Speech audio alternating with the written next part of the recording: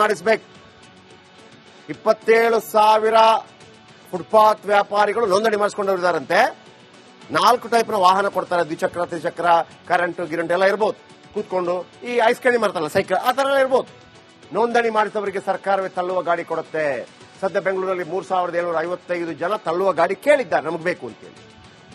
ಇನ್ನು ಬೇಸ್ಮೆಂಟ್ ಮಾಡಂಗಿಲ್ಲ. ಇನ್ನು ಮುಂದೆ ಬೆಂಗಳೂರಿನಲ್ಲಿ ಬೇಸ್ಮೆಂಟ್ ಮಾಡಂಗಿಲ್ಲ.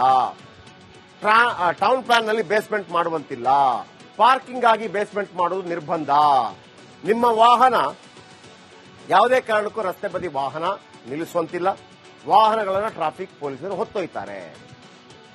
ಹೊತ್ತೊಯ್ದ ನಂತರ ಕೆಲವರು ಏನ್ ಮಾಡ್ತಾರೆ, ತಗೊಳ್ಳದೇ ಇಲ್ಲ, ಅಲ್ಲಿ ಇರ್ಲಿ ಬಿಡಿ ಅಂತ 20 ದಿನದಲ್ಲಿ ಮಾಲೀಕರು ವಾಹನ ಬಿಡಿಸ್ಕೊಳ್ಬೇಕು. ಇಲ್ಲದಿದ್ರೆ 21ನೇ ದಿನದಲ್ಲಿ ಹರಾಜು ಹಾಕ್ತಾರಂತೆ. ಇಂಥ ದೊಡ್ಡ ರೂಲ್ಸ್ಗಳಿದೆ.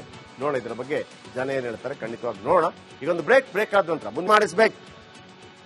27,000 ಫುಟ್ಪಾತ್ ವ್ಯಾಪಾರಿಗಳು ನೋಂದಣಿ ಮಾಡಿಸಿಕೊಂಡಿದ್ದಾರಂತೆ. 4 ಟೈಪ್ನ ವಾಹನ ಕೊಡ್ತಾರೆ, ದ್ವಿಚಕ್ರ, ತ್ರಿಚಕ್ರ, ಕರೆಂಟ್ ಗಿರಂಟ್ ಎಲ್ಲ ಇರ್ಬೋದು. ಕೂತ್ಕೊಂಡು ಈ ಐಸ್ ಕ್ರೀಮ್ ಮಾಡ್ತಾರಲ್ಲ ಸೈಕಲ್, ಆ ತರ ಎಲ್ಲ ಇರ್ಬೋದು. ನೋಂದಣಿ ಮಾಡಿದವರಿಗೆ ಸರ್ಕಾರವೇ ತಳ್ಳುವ ಗಾಡಿ ಕೊಡುತ್ತೆ. ಸದ್ಯ ಬೆಂಗಳೂರಲ್ಲಿ 3,755 ಜನ ತಳ್ಳುವ ಗಾಡಿ ಕೇಳಿದ್ದಾರೆ ನಮಗೆ ಬೇಕು ಅಂತೇಳಿ. ಇನ್ನು ಬೇಸ್ಮೆಂಟ್ ಮಾಡಂಗಿಲ್ಲ. ಇನ್ನು ಮುಂದೆ ಬೆಂಗಳೂರಿನಲ್ಲಿ ಬೇಸ್ಮೆಂಟ್ ಮಾಡಂಗಿಲ್ಲ. ಟೌನ್ ಪ್ಲಾನ್ ನಲ್ಲಿ ಬೇಸ್ಮೆಂಟ್ ಮಾಡುವಂತಿಲ್ಲ. ಪಾರ್ಕಿಂಗ್ ಆಗಿ ಬೇಸ್ಮೆಂಟ್ ಮಾಡುವುದು ನಿರ್ಬಂಧ. ನಿಮ್ಮ ವಾಹನ ಯಾವುದೇ ಕಾರಣಕ್ಕೂ ರಸ್ತೆ ಬದಿ ವಾಹನ ನಿಲ್ಲಿಸುವಂತಿಲ್ಲ. ವಾಹನಗಳನ್ನು ಟ್ರಾಫಿಕ್ ಪೊಲೀಸರು ಹೊತ್ತೊಯ್ತಾರೆ. ಹೊತ್ತೊಯ್ದ ನಂತರ ಕೆಲವರು ಏನ್ ಮಾಡ್ತಾರೆ, ತಗೊಳ್ಳದೇ ಇಲ್ಲ, ಅಲ್ಲಿ ಇರ್ಲಿ ಬಿಡಿ ಅಂತ 20 ದಿನದಲ್ಲಿ ಮಾಲೀಕರು ವಾಹನ ಬಿಡಿಸ್ಕೊಳ್ಬೇಕು. ಇಲ್ಲದಿದ್ರೆ 21ನೇ ದಿನದಲ್ಲಿ ಹರಾಜು ಹಾಕ್ತಾರಂತೆ. ಇಂಥ ದೊಡ್ಡ ರೂಲ್ಸ್ಗಳಿದೆ. ನೋಡ, ಇದ್ರ ಬಗ್ಗೆ ಜನ ಏನ್ ಹೇಳ್ತಾರೆ ಖಂಡಿತವಾಗಿ ನೋಡೋಣ. ಈಗೊಂದು ಬ್ರೇಕ್ ಆದ ನಂತರ ಮುಂದೆ ಮಾಡಿಸಬೇಕು.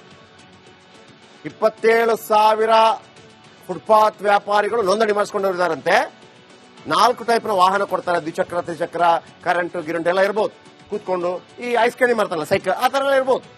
ನೋಂದಣಿ ಮಾಡಿದವರಿಗೆ ಸರ್ಕಾರವೇ ತಳ್ಳುವ ಗಾಡಿ ಕೊಡುತ್ತೆ. ಸದ್ಯ ಬೆಂಗಳೂರಲ್ಲಿ 3,755 ಜನ ತಳ್ಳುವ ಗಾಡಿ ಕೇಳಿದ್ದಾರೆ ನಮಗೆ ಬೇಕು ಅಂತೇಳಿ.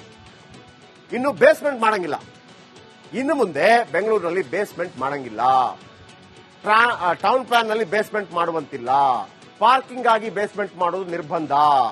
ನಿಮ್ಮ ವಾಹನ ಯಾವುದೇ ಕಾರಣಕ್ಕೂ ರಸ್ತೆ ಬದಿ ವಾಹನ ನಿಲ್ಲಿಸುವಂತಿಲ್ಲ. ವಾಹನಗಳನ್ನು ಟ್ರಾಫಿಕ್ ಪೊಲೀಸರು ಹೊತ್ತೊಯ್ತಾರೆ.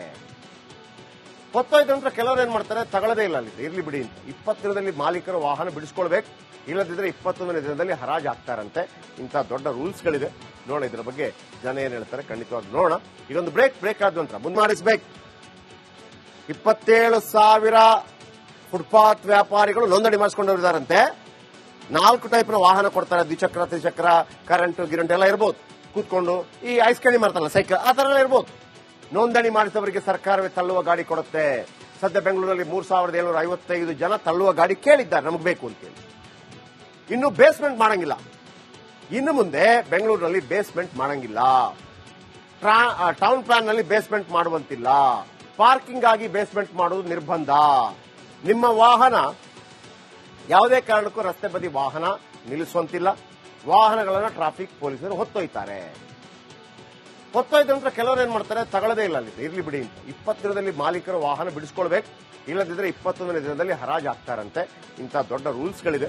ನೋಡ, ಇದ್ರ ಬಗ್ಗೆ ಜನ ಏನ್ ಹೇಳ್ತಾರೆ ಖಂಡಿತವಾಗಿ ನೋಡೋಣ. ಈಗೊಂದು ಬ್ರೇಕ್ ಆದ ನಂತರ ಮುಂದೆ